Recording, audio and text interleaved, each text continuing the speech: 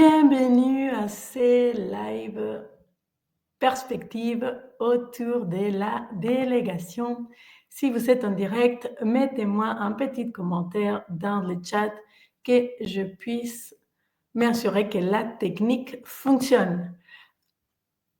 Et si vous êtes en replay, profitez de ces moments. Un sujet passionnant parce qu'il est pas si simple que juste suivre un petit 1, petit 2, petit 3.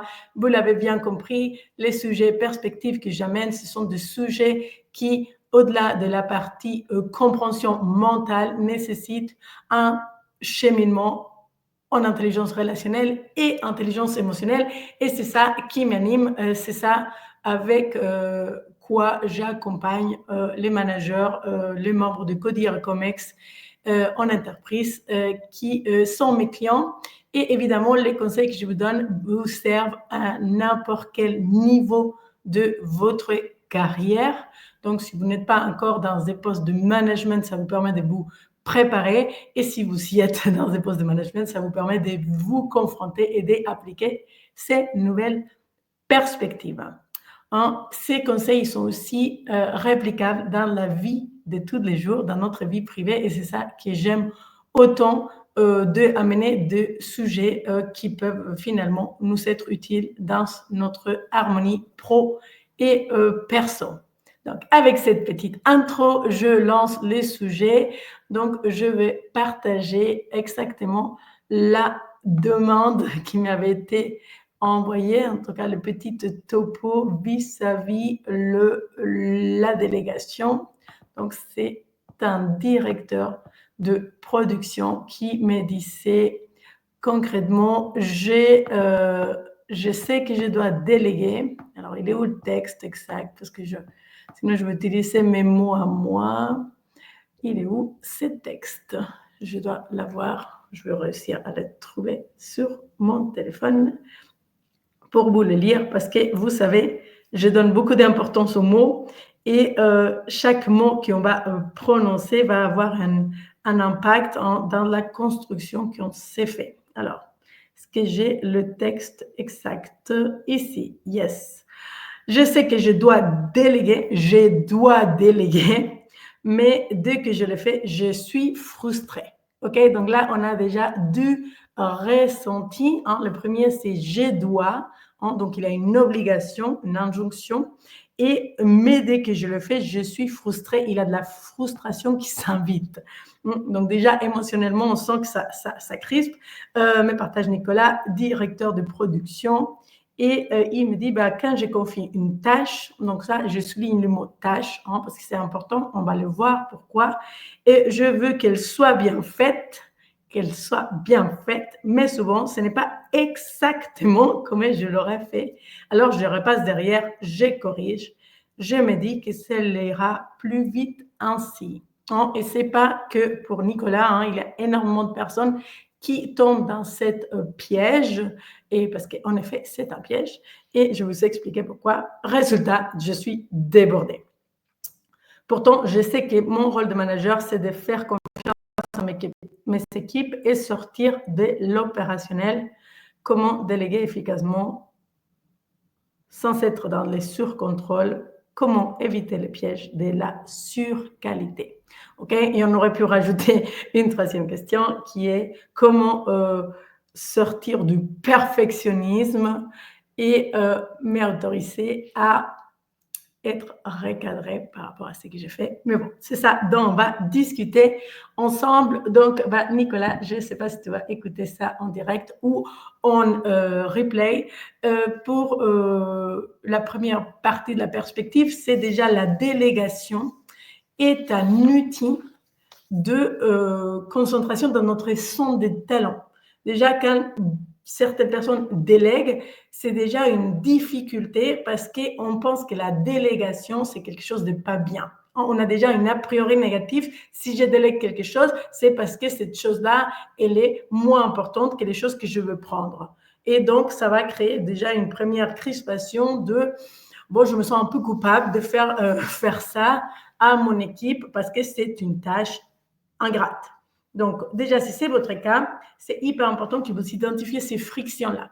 Parce que ces frictions-là, ce sont potentiellement des tâches ingrates, mais il y a un bénéfice à savoir faire des tâches ingrates. Et aujourd'hui, je pense qu'on est aussi dans une survalorisation de il faut faire que ce qu'on aime tout le temps, partout, 24/7. Si tu aimes ton travail, tu n'auras jamais à travailler. Je ne sais pas qui a dit ça.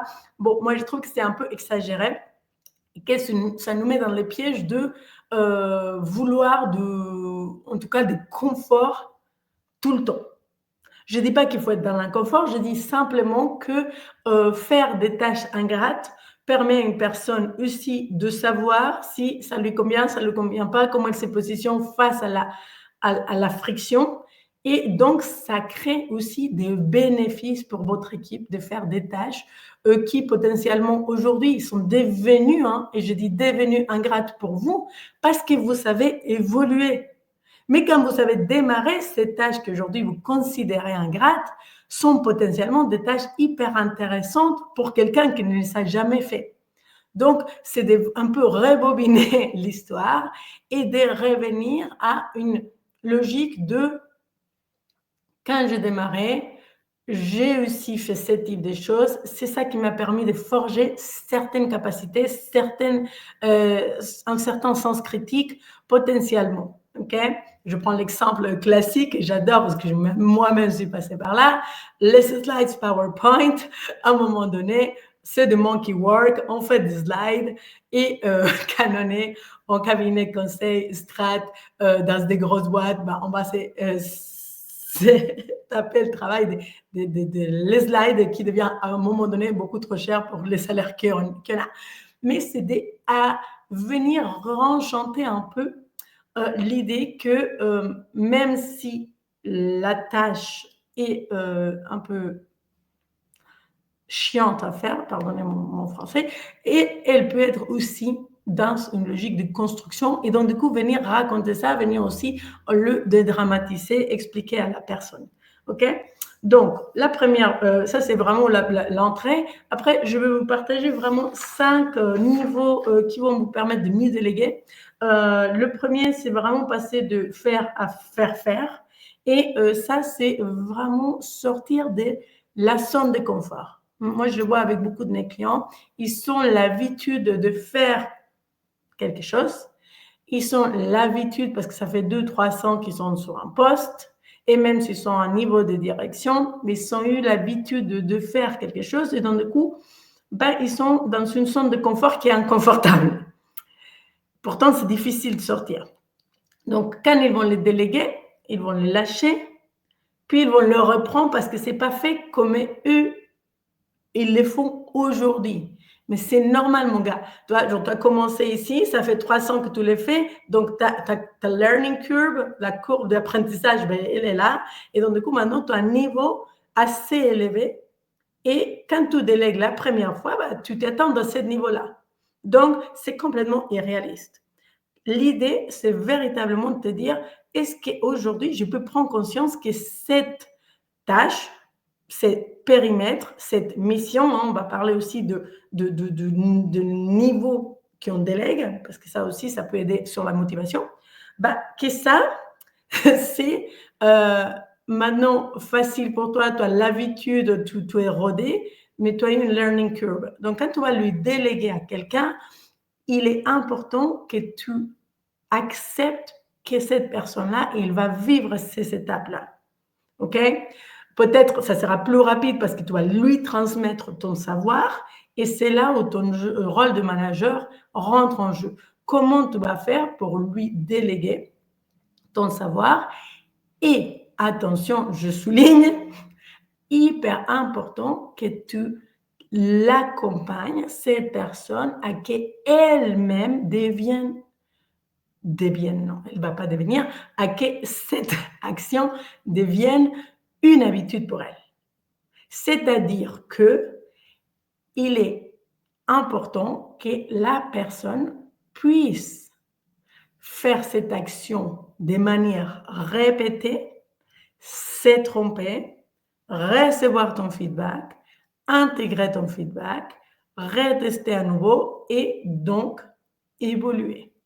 Si tu lui donnes une fois et le fait tu reprends et tu lui dis « j'ai repris parce que ce n'était pas bien fait », la personne, elle perd en autonomie, elle perd en confiance et elle n'a plus envie de se mouiller. Et c'est un énorme piège, hein. Moi-même, hein, la première à le faire. Mais c'est d'éduquer au fur et à mesure et donner l'opportunité à la personne que cette tâche, ça rentre véritablement dans son périmètre, qu'elle se l'approprie. Et donc, pour ça, je vais voir si je peux présenter. Je n'ai jamais présenté avec cet outil-là. Donc, je vais aller chercher parce que j'ai une petite image qui est super autour de la construction de l'estime de soi, qui est essentielle à tenir en compte quand on est manager. Donc là, je fais un workshop juste mardi dernier dans le cadre d'un programme de mentorat et j'avais des slides dont je l'ai sur la main. Je vais vous le partager. Alors, est-ce que, waouh, je suis trop contente, j'arrive à le faire. Donc, tout ça, vous n'avez pas besoin. C'était un programme de leadership sur lequel je accompagne. Et voilà ma petite slide qui est vraiment petite. Donc, vous savez soumettre si vous ne voyez pas suffisamment. Elle vient du livre de Christophe André, L'estime de soi, hein, François Lelor et Christophe André. Vous pouvez vous référer à cette ressource si besoin plus tard. Donc ici, on a deux diagrammes. Ce sont les diagrammes de comment l'estime de soi s'est construit. Et moi, ce qui m'intéresse dans la délégation, c'est que vous voyez ce diagramme, c'est la boucle d'estime de soi haute,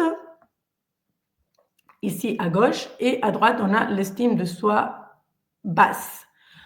Pour l'estime de soi haute, on a les actions fréquentes.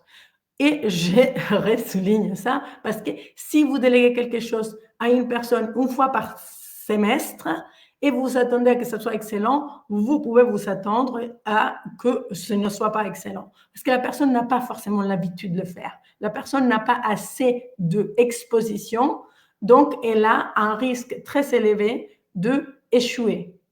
Okay? Donc, du coup, si l'action est rare, comme ici à droite, elle va échouer, elle va se dévaloriser parce que, oh mon Dieu, l'opportunité rêvée de présenter au CODIR, je me suis loupée et donc, du coup, je n'ai plus envie de le faire, elle va se dévaloriser et donc son estime d'elle-même, elle va diminuer et donc, du coup, elle n'aura plus envie de faire cette action.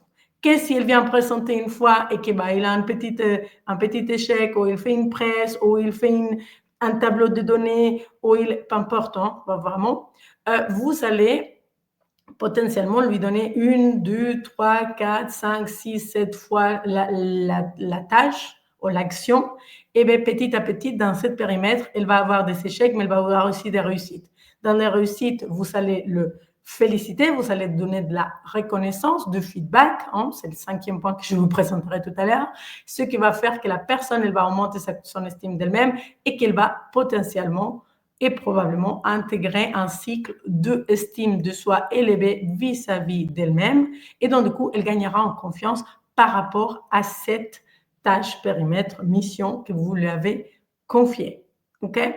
Donc, c'est essentiel que vous le voyez visuellement parce que je trouve que c'est très parlant. En réalité, c'est un modèle mathématique. C'est le plus on va avoir des actions, le plus on va exposer notre collaborateur à lui-même rentrer dans cette habitude, le plus on augmente ses chances de réussite. Alors, maintenant, je vais sortir de ça. Excellent. Voilà, maintenant, je sais que je peux vous présenter des petites slides. Donc, ça, c'est chouette. Et donc, du coup, une fois que vous avez déjà cette conception, cette idée, vous allez identifier quels sont ces éléments à déléguer. Parce que des fois, vous n'avez même pas conscience. Vous avez conscience que vous êtes débordé, vous avez conscience que vous devez déléguer certaines choses. Et puis, quelles sont ces choses-là? Donc là, dans le cas de Nicolas, il a déjà identifié un certain nombre de choses qu'il délègue, mais qui lui génèrent de la frustration. OK? Donc déjà, est-ce que ce que vous savez déléguer est cohérent par rapport à votre poste et par rapport à votre évolution? Donc, dans le deuxième élément que je vous conseille de faire pour avoir une délégation sereine et sortir du sur-contrôle, ça va être d'identifier véritablement pour vous, hein, comme manager, comme directeur, directrice, quels sont les 3 piliers sur lesquels vous voulez être véritablement reconnu. On a tous plein de leviers et des actions qu'on mène dans nos jobs, mais si on pouvait choisir trois gros piliers, lesquels seraient que si je dois garder un niveau d'excellence extrêmement élevé, ça serait dans ce pilier A, pilier B, pilier C. Donc, par exemple, quelqu'un qui serait en marketing, ça pourrait être, bon, moi, c'est le l'événementiel, c'est la génération de leads et c'est le plan, le roadmap de l'année. Donc, du coup, ces trois piliers, ce sont véritablement les endroits dans lesquels vous dites, je veux un niveau d'excellence, je veux un niveau d'exigence élevé parce que ce sont les choses qui, entre guillemets, me tiennent à cœur, ce sont les choses qui sont stratégiquement essentielles pour notre département, ce sont les choses que si on fait bien, bah, quoi qu'il arrive, même s'il reste un peu médiocre, on va réussir. Et si vous arrivez à vous focaliser là-dessus, tous ceux qui sortent de ces trois piliers, vous pourrez descendre les niveaux d'exigence. Parce que l'objectif, dans l'absolu, c'est pas que vous arrêtez d'être exigeant. Hein. Moi, je travaille qu'avec des personnes qui ont des standards extrêmement élevés. C'est des gens qui sont extrêmement exigeants, qui travaillent dans l'excellence. Vous demandez de ne plus être dans cette excellence et arriver à un espace de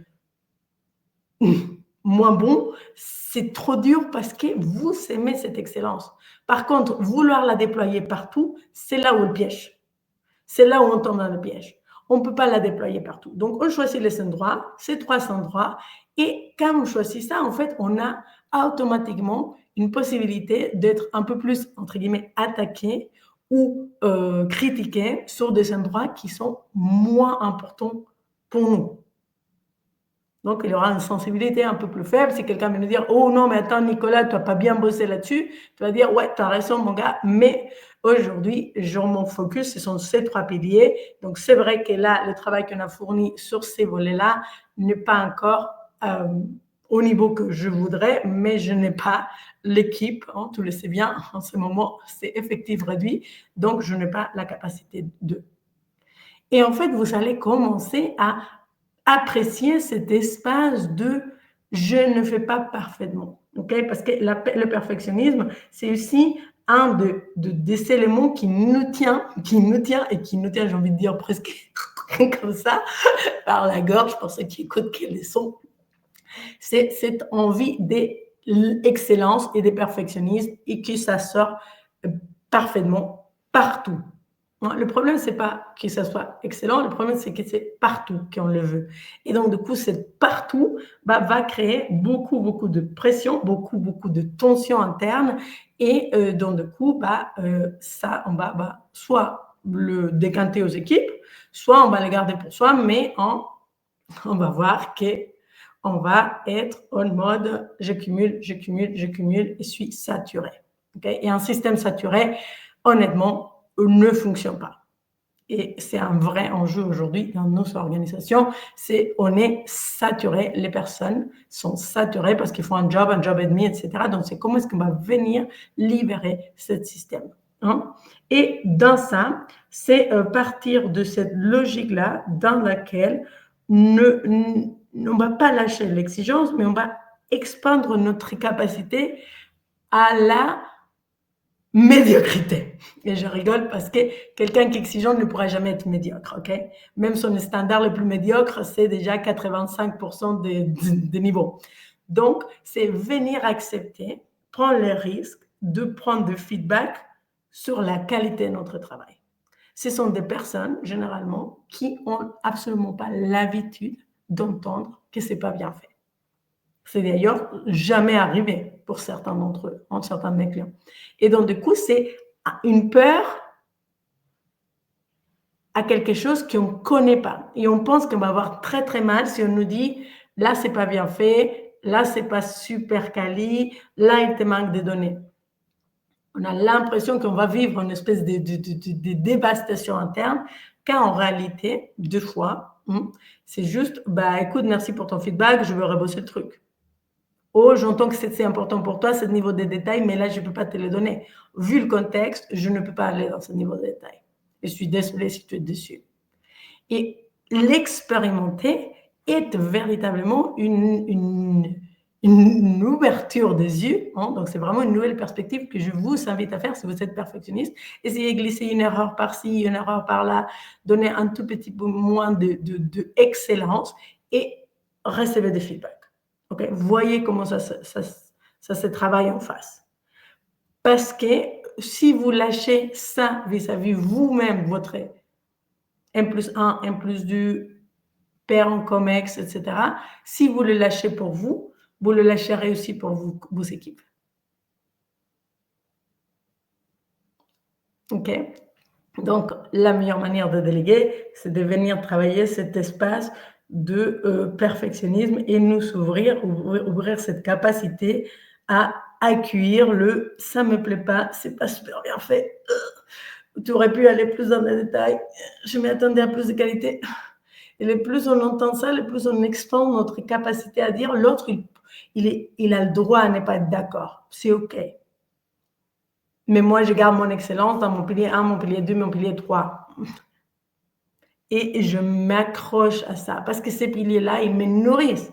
Évidemment, vous allez choisir des piliers dans lesquels vous voulez y être parce que ce sont des piliers qui vous nourrissent. Ce sont des piliers qui vous animent. Ce sont des piliers qui ont deux sens pour vous. Ce sont des piliers qui, quand vous êtes un peu dans le flow. Et là, pour le coup, oui, il nous faut des espaces comme ça, des espaces dans lesquels on est dans nos talents, dans lesquels on est dans nos dons, dans lesquels on est dans la fluidité. Et le plus vous faites ce type de travail, le plus votre âme est nourrie, votre intellect est nourri, et donc du coup, le plus vous allez être dans une meilleure forme. Et ça, c'est aussi quelque chose qui est essentiel. Hein, c'est peut-être pas le thématique du live d'aujourd'hui, mais c'est où est-ce que je suis véritablement excellent? Quels sont ces espaces-là qui me nourrissent profondément? Parce qu'une fois que j'y connais ça, je peux me focaliser là-dessus. Et mon job comme manager, c'est de continuer à grandir dans ces espaces-là, moi, et puis aider mon équipe à grandir dans les espaces à eux. Quels sont leurs espaces à eux? Où ils veulent y aller? Quelles sont leurs envies? Et comment est-ce que je peux les aider avec des tâches ingrates et des tâches nourrissantes pour qu'ils retrouvent aussi une certaine harmonie? Généralement, moi, ça fait 13 ans maintenant que je suis dans l'accompagnement. J'ai accompagné plus de 300 personnes en individuel, plus de 1500 en collectif. J'ai un ratio qui est d'environ 70% de temps à passer dans nos talents, notre zone d'expertise qui nous plaît et la zone d'apprentissage, et environ 30% dans notre zone de compétences, c'est-à-dire je suis compétent mais ça ne m'anime plus, je sais le faire mais ça ne m'anime plus, 30%, et la deuxième partie de ces 30%, c'est je suis incompétent et ça ne m'intéresse pas d'apprendre. Et je suis OK avec ça. Et donc, du coup, véritablement, un équilibre comme ça, ça fait de nos jobs, de nos quotidiens, agréable, engageant, motivant. Si on se retrouve à 50, 60, 70% des choses que je sais faire, mais je n'ai plus envie de faire, vous allez voir, votre motivation, elle fait ça. Et celle de vos équipes, elle fait pareil. OK? Donc, le job, c'est, dans la délégation, venir voir comment est-ce qu'on peut augmenter les zones de croissance, de motivation et réduire un peu les zones de démotivation, même si de dirty job, le travail un peu moins sympa, le travail un peu ingrat, il faut le faire. Hein? Et donc, du coup, on accepte aussi de payer le prix, de faire un peu de travail ingrat, parce que ça fait partie de la vie, tout simplement. Okay? Donc maintenant, il y a un élément essentiel qu'on perd aussi de vue, c'est le cadrage. Quand on va déléguer, on a des fois l'impression d'avoir une espèce de patate chaude et dire je ne veux plus cette patate, je te la lance, tu l'attrapes et maintenant dévorie-toi. Et ça ne marche pas. Okay? Quand on va déléguer quelque chose, déjà, c'est définir, est-ce que je suis en train de déléguer une tâche? Est-ce que je suis en train de déléguer un périmètre? Est-ce que je suis en train de déléguer une mission? Est-ce que je suis en train de... Parce qu'en fait, les niveaux d'engagement de votre part va être complètement lié à la densité de l'élément que vous déléguez. Si vous déléguez une tâche, c'est beaucoup moins important que si vous déléguez un périmètre, que si vous déléguez une mission, que si vous déléguez un projet entier. Donc, votre implication va être différente. Cela dit, il y a toujours 5 éléments essentiels que vous devez retenir, garder, noter. Je ne vous dis pas des boulets tatoués, ce ne serait pas un joli tatouage, mais véritablement de les garder. C'est quoi, pourquoi, comment, deadline et prise de contact, feedback. Donc, quoi, c'est on va délimiter. Tâche, périmètre, on nomme la chose. Pourquoi donner du sens? Ça, c'est vraiment catastrophique. On dit plus pourquoi aux gens, pourquoi on est en train de travailler sur un sujet ou un tel sujet, pourquoi c'est urgent maintenant, en quoi c'est important. Et même quand il n'y a pas de sens, nommer le fait qu'il n'ait pas de sens ou qu'il n'a pas l'info aide la personne. C'est véritablement donner une logique de mouvement. OK? Comment? Les comment, vous avez 2 options et ça dépend en fait aussi à qui vous déléguez. Dans les comment, soit vous voulez un rendu spécifique et donc du coup, vous allez donner un comment cadré. Je veux que la présentation, il aille ça, ça, ça et ça dedans. Voici les structures que je veux que tu suives. Voici la quantité de données que je veux par machin. Ou voici le breakdown dont je besoin par rapport au reporting financier des équipes. Ou voici les niveaux de qualité que j'attends dans la ligne de production. Mais en fait, on va véritablement donner une guideline qui est réplicable. Et donc ça, si vous savez un niveau d'excellence élevé et que vous l'avez déjà produit, vous pouvez donner des exemples des anciens documents, des anciens reportings et dire, OK, voici ce qui est essentiel. Je souligne, je souligne, je souligne, je souligne. OK? Donc ça, c'est vraiment de comment cadrer. Et je vous conseille d'utiliser cette comment cadrer si vous savez des attentes très spécifiques, quantitatives plutôt que qualitatives. OK? Quand on est dans un comment non cadré, moins spécifique, c'est j'attends que tu fasses une présentation, mais je te laisse libre de la faire. Bon, ça a un énorme risque. Ça a beaucoup de potentiel parce que potentiellement la personne va nous pondre un truc qui est 10 fois meilleur que le nôtre, mais on prend le risque que ce soit aussi 10 fois moins bon. Donc, on peut donner déjà aussi potentiellement des guidelines plus de contexte qui vont aider la personne à être un peu guidée, mais qui vont lui laisser quand même une certaine liberté. Il n'y en a pas un modèle qui est meilleur que l'autre, un modèle qui est plus bon que l'autre, parce qu'il y a des situations dans lesquelles on a besoin de beaucoup de créativité, et donc du coup, le modèle plus libre sera plus adapté, mais il y a aussi des situations dans lesquelles on a besoin d'un reporting, et il y a 18 KPIs qui ne doivent pas changer, et qui doivent être à la virgule, et 4 décimales, non, 4 décimales, on ne peut pas avoir 4 décimales, et plein de détails derrière, ok? Donc, c'est important que vous soyez capable de décider quelle est votre attente. Parce que sinon, vous allez dans les pièges de je te demande un truc, je ne t'ai pas donné de cadrage, je ne t'ai pas dit le comment, et puis tu me ramènes une presse avec des couleurs fluo et un niveau de détail qui ne me convient pas du tout, je pète les plombs, je reprends tout, je le fais, je me dis que tu es incompétent. Non, je caricature à peine. Deadline. S'il vous plaît, donnez des deadlines et donnez des vrais deadlines. C'est pas juste, j'ai une idée, comme je ne sais pas pour quand c'est, tu me l'amènes la semaine prochaine. Non, quelle est la vraie deadline? Posez-vous avec vous-même. Pour quand je besoin de ça? Si c'est pour demain, c'est pour demain. Mais donc, du coup, je te dis, ça, c'est pour demain et tu peux lâcher B. Soit c'est pour dans une semaine et donc, tu peux me dire si ça rentre dans ton périmètre ou pas. Soit c'est pour dans 3 semaines, mais du coup, j'ai besoin de points de contact. Et donc, du coup, je vais te demander toutes les semaines ou tous les 3 jours de venir me donner du feedback. Où tu en es, qu'est-ce qui te bloque, nanana. Cadrage, ça donne véritablement un moyen de bien faire son travail. hein. Moi, je dis beaucoup, c'est une phrase que je répète, les enfants, ils ont besoin de deux choses dans la vie, d'amour et de cadre. J'ai envie de vous dire, vous collaborateurs, les gens de votre équipe, ils ont besoin de la même chose. D'amour, de votre part, de respect, de confiance, tout cet amour qu'on pourrait nommer en entreprise, qui est un peu différent, mais qui est aussi de j'ai envie de te faire grandir, et de cadre. Si vous leur donnez que de l'amour, la bienveillance et tout ça, mais vous ne les cadrez pas, ça fera des employés qui font n'importe quoi. Comment ferez vos enfants à 23 ans en train de manger de bonbons? Si vous leur donnez que des cadres, mais vous ne leur donnez pas de l'amour, c'est mon dernier point avant de clôturer les lives d'aujourd'hui. Dans l'amour en entreprise, c'est quoi? C'est de la reconnaissance. C'est de le fait de vous engager. Ce n'est pas la quantité de temps, ça va être la qualité de temps que vous allez engager pour donner un feedback, pour leur dire ce qui a bien marché, pour leur appuyer dans ce qui fonctionne chez eux, pour leur féliciter, pour leur mettre en avant.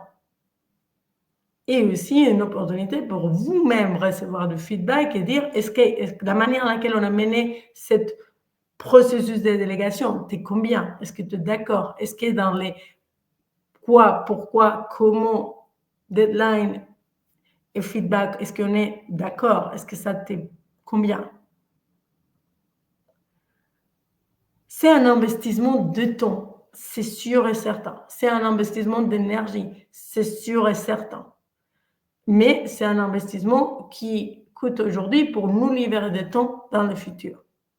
Donc, c'est aussi à nous de devenir stratège et de dire, OK, je m'assois aujourd'hui, je fais ça, je le mets en place. J'entends déjà certains d'entre vous qui vont me dire, mais Claudia, je te promets, j'ai tout mis en place, les 5 étapes, tout, etc. Et pourtant, la personne, elle continue à faire un travail catastrophique. Dans ces cadres-là, je vais vous proposer un live la semaine prochaine de comment venir travailler avec des personnes qui sont démotivées ou qui ne livrent pas véritablement la qualité attendue. Parce que ça peut arriver, hein, des fois, ça ne va pas être de fait de manager, hein, que la délégation se passe mal, ça va être qu'à un moment donné, la personne qui reçoit, elle n'est pas disponible pour recevoir ou il rejette. Et donc, du coup, comment on fait quand on a ce type de profil, parce que ça aussi, ça arrive à pas mal de mes clients, comment est-ce qu'on fait quand on a ce type de profil et comment finalement soit recadrer la relation, soit terminer la relation. Donc, avec ça, si vous avez des questions sur ce que je vous ai dit, a fait écho à vos expériences passées, vous pouvez m'envoyer des messages toujours. Je lis tous mes messages, tous mes mails. Je réponds avec un tout petit peu de délai simplement parce que j'ai 24 heures dans une journée comme vous. Deuxième point, si vous voulez discuter avec moi par rapport à ces problématiques-là, si vous voulez être accompagné, je vais vous laisser un lien dans les commentaires de cette vidéo. Vous pourrez prendre le temps d'un bilan qui est complètement offert pour qu'on discute, pour qu'on voit si on est un bon match, pour que je vois si je peux vous aider sur ce sujet-là. Et puis, dernière chose, si vous connaissez quelqu'un qui aurait des enjeux de délégation, merci de leur partager cette info parce que je pense que le plus on est nombreux à avoir de l'info, de nouvelles perspectives, de nouvelles manières de bosser, le plus les organisations, ils vont s'en sortir et on a véritablement besoin que les choses se mettent en place le plus rapidement possible. Donc, avec ça, je vous souhaite un excellent week-end parce qu'aujourd'hui, c'est vendredi et un bon printemps parce qu'aujourd'hui, c'est le 21 mars et je vous donne rendez-vous la semaine prochaine pour les sujets de gestion des personnes qui sont démotivées ou qui ne livrent pas de la qualité malgré nos efforts. Passez une excellente week-end.